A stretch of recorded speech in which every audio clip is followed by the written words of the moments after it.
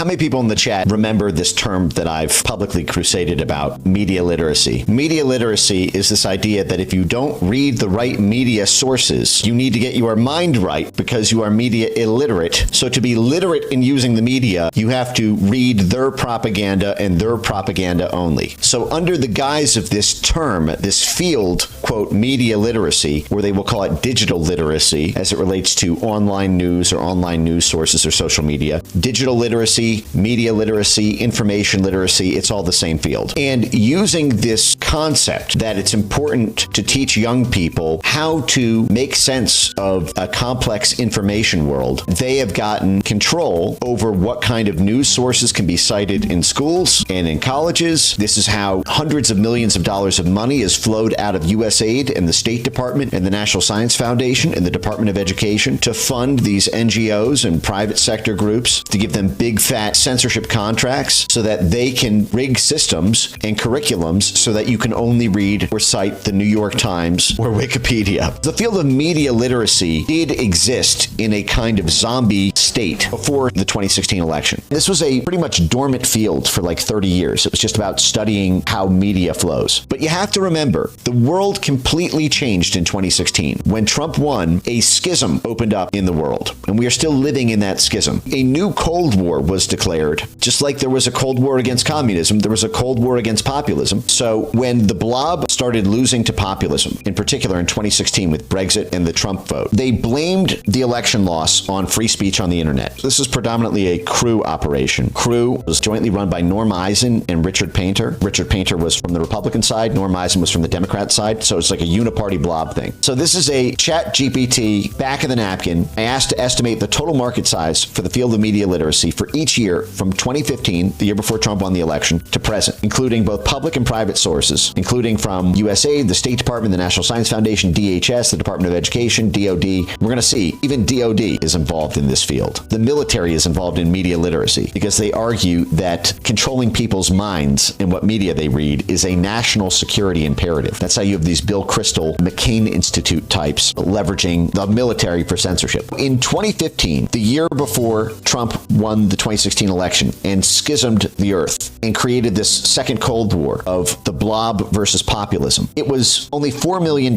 in government funding and only about $100 million in total if you include from private foundations and nonprofits and for-profit corporate social responsibility funds, okay? And that doubled as soon as Trump won the election. In 2017 went from $4 million to $8 million in government funding overnight. It also doubled the total amount of total funding to almost $200 million. And today it stands at $33.6 million. And again, that number is probably well over $100 million. As I noted, I identified over $100 million from the National Science Foundation alone to mis, dis, and malinformation, including media literacy, and $775 million in total. You see how it went from $100 million to almost $800 million. That's an incredible growth rate. If you take the 2015 numbers, that would be like the whole field grew by 100% every year for 10 years straight. And this was all because media literacy came to encompass the disinformation beat. And this comes out of this Norm Eisen type network, which was the strategic plan of action in January 2017. This was the David Brock, Norm Eisen autopsy of why we lost the 2016 election. And what they argue here is that they lost it because of free speech on the internet. And even though Trump won the election, Norm Eisen and David Brock say the country did not really vote for Trump-style change, even though they voted for Trump. And so we still have the mandate. Trump has the legal authority, but we have the moral authority. We are going to resist the normalization of Trump. So what they said is Trump disseminated information and misinformation to influence the media. This was the big fake news push. Fake news, until Trump co-opted that term. A little bit of background. David Brock ran something called Correct the Record. This is a pro-Hillary Clinton super PAC founded by David Brock. David Brock and like the AstroTurf fake truth squad. The PAC in 2016 aimed to find and confront social media users who posted unflattering messages about the Democrat Party frontrunner. This is like a DNC super PAC funded troll farm to reply to you that you're wrong on Twitter and Reddit and 4chan. I'm not even joking. This is literally the kind of shit they were doing when they started losing the internet during the 2016 election cycle. The idea was they were losing the internet to Donald Trump, so this super PAC had to be funded to go after Bernie Sanders. And at the time, Bernie Sanders was a lot more brave than he is now, shall we say. He was against open borders. He wanted to cut back military spending. He wanted to cut back U.S. aid spending because he wanted all that money for free health care and free college tuition. So he wanted to take it from the military industrial complex and from multinational business subsidies. This was how stressed they were about free speech on the internet supporting Donald Trump. And in January 2017, they say, we will apply lessons learned. Generally speaking, and simply put, Democrats got clobbered in the digital space. Digital programs failed to actively listen and engage the online grassroots universe. So they acknowledged it was grassroots support for Trump. The Trump camp spoke effectively to the grassroots and relied on online channels to disseminate information and misinformation and influence the media. The right colonized Facebook, which has established a virtual monopoly on information distribution. We will adapt to the new reality and we will win. Media Matters will continue its core mission of disarming right-wing misinformation. Here's what success will look like. Serial misinformers and right-wing propagandists from social media to the highest levels of government will be exposed and discredited. Internet and social media platforms like Google and Facebook will no longer uncritically and without consequence host right-wing news sources or influencers. The goal in January 2017 was to get Google and Facebook to kick Trump supporters off of Google and Facebook. Toxic alt-right social media fueled harassment campaigns that silence dissent and poison our national discourse will be punished and halted. And then they went on to say Trump will be defeated either through impeachment or at the ballot box. This is in January 2017. Crew Norm Eisenschop will be taking this on. Trump will be afflicted by a steady flow of damaging information. Trump allies will be forced to step down. We will delegitimize Donald Trump's presidency, stopping fake news and propaganda. This is coming from the propagandists with a propaganda super PAC. They were going after Breitbart. Breitbart at the time was making tens of millions of dollars in online advertising revenue. They were the fastest growing media site in the world at the time in 2017. And again, all this stuff is now banned under media literacy. You can't cite Breitbart in school with media literacy programs. They bragged, for example, about how they led a campaign to stop broadcast media from allowing Trump to do phone interviews. Think about how sick that is. But this is how they were in 2017. They punched people in the mouth for a living, and they'd never been punched back. This was a donor memo, guys. This is how they were soliciting money from donors, bragging about stopping major networks from allowing Donald Trump to speak by phone to them. So again, it was all about the fact that they lost control because of the online ecosystem and controlling the journalism space, controlling the media space. Hence, media literacy became their big push. Over the years, Media Matters has won or assisted in a number of tangible victories. These are the tangible victories, okay? From getting Glenn Beck off cable news to holding 60 Minutes accountable for faulty Benghazi reporting. When Breitbart applied for press credentials, Media Matters was quick to act by advising the credentialing committee that Breitbart violated the requirements. So they stopped Breitbart from getting a press pass to the Senate gallery. They brag about deplatforming.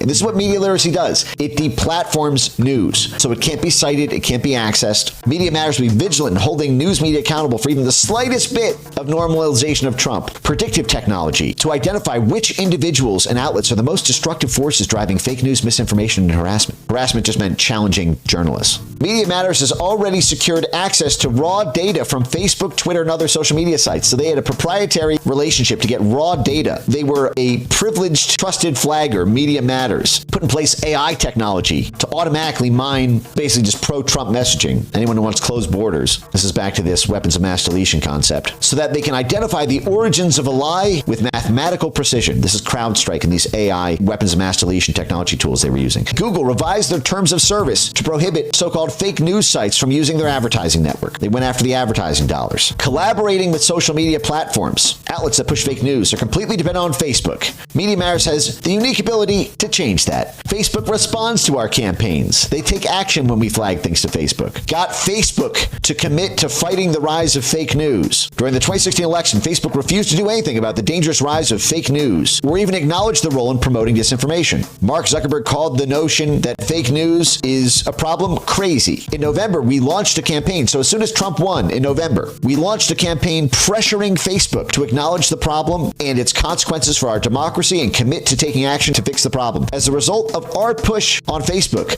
Zuckerberg did both. And again, they used Russiagate as the crowbar for this in many ways. They used the national security state, the ODNI, the CIA, the FBI, DHS. They conflated this with the Russian disinformation shit. That's where the Norm Eisen network comes into the picture. Stopping Steve Bannon and Breitbart News, creating a massive grassroots truth squad squad. We added 40,000 new participants to our action list, and these people will all be professionals now in media literacy. This is where they're all hiding now, so that journalists, activists, allies, politicians, and the general public can weaponize our research to go after key right-wing targets who will see their influence and reach diminish. Facebook will continue to adjust its model to whatever we say. They bragged about pushing Roger Stone off cable news. Media Matters succeeded in pressuring CNN, MSNBC, and even Fox News to stop booking Roger Stone. They brag about derailing Rudy Giuliani's cabinet nomination. This is how they're bragging to get donor money.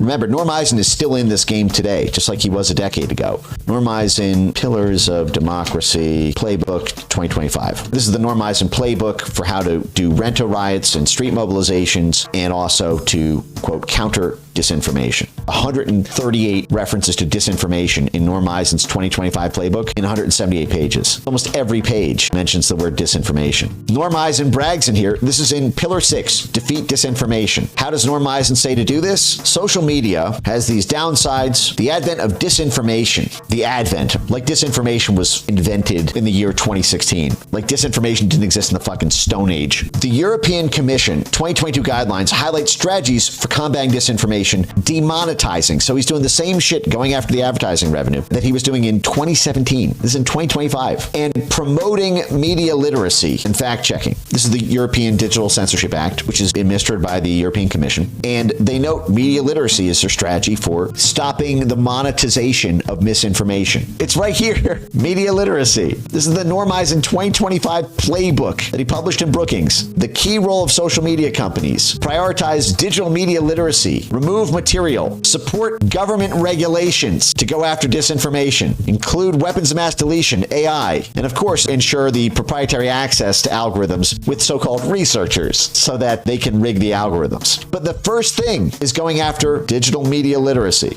Defeat disinformation. How to address the challenge. Social media companies should prioritize digital media literacy, like Finland is teaching in schools. Now you understand, by the way, remember Finland was ranked #1 in media freedom? Do you guys remember from last stream, the Freedom House report of media freedom? And I noted that Finland has turned into a total censorship state. It got NATOized to counter disinformation. And I said, isn't that a perfect encapsulation of it? And of course, Norm Eisen is saying, copy Finland. It's illiterate to read anything that challenges NATO. And he cites, for example, Meta partnered with USAID to launch an initiative for 200 university students in Indonesia to promote digital literacy. So Norm Eisen bragging about USAID sponsoring digital literacy programs. Digital media literacy to everyone. Schools, practitioners, social scientists, media, private sector, all to control the information space to get rid of Trump.